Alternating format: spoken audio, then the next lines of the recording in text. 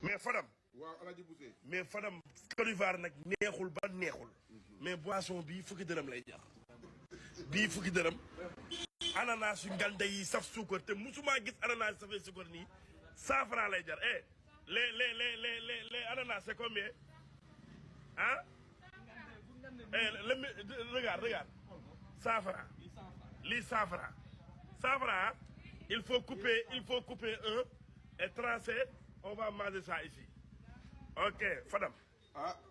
Fadam. Àjjana soriwul de. Àjjana soriwul fu de. yow yaakaar ne Sénégal rek àjjana yam. quel côté de àjjana ay Côte d'Ivoire. wuy sama day. wuy yaay. Côte d'Ivoire lépp a neex. non Bousse. Fadam. xam naa ci leen de. ñi naan réew mi naqari na yii. dañoo am di pexe rek. billaahi. Côte d'Ivoire gi naqari. ba pare taxi foo jëm 200 ngay fay.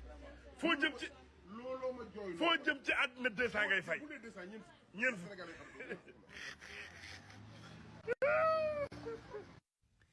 gaa ñi déglu ngeen ko bu baax gis ngeen ñii c'est des vrais hypocrites mais heureusement yàlla da leen di weer chaque jour moom dafa ñëw ndeysaan lancer benn message jëmale ko ci askanu Sénégal ne askanu Sénégal yeewu leen jugee naa Sénégal ñëw Côte d'Ivoire ñëw fekk fii dund bu yomb jëndee naa boisson fukki dërëm jëndee naa ananas 100 francs dugg naa taxi du wàcc fu ma neex di fay 200 francs te Sénégal loolu amu fa Sénégal dafa métti dafa ndóol sénégalais yi dañoo xiif lekkuñu ba suur naanuñu ba màndi te ñoom bir na leen ne Sénégal doxul xam nañ ko bu baax a baax mais dañ si dëgg seen tànk ngir seeni intérêt bopp te tey ñoom ñoo waroon a taxaw sensibiliser askanu Sénégal ñoom ñoo waroon a taxaw tey ñaax askanu Sénégal wax leen li nekk ci àdduna bi parce que ils ont eu la chance de voyager de partout dans le monde ndax boo génnul Sénégal doo xam ni Sénégal métti boo génnul Sénégal doo xam li nekk biir Sénégal dafa métti dafa ndóol ñii xam nañ ko mais ñoom ñoru leen lijjantiwuñu ko seeni intérêt rek lañ ñor nañu takku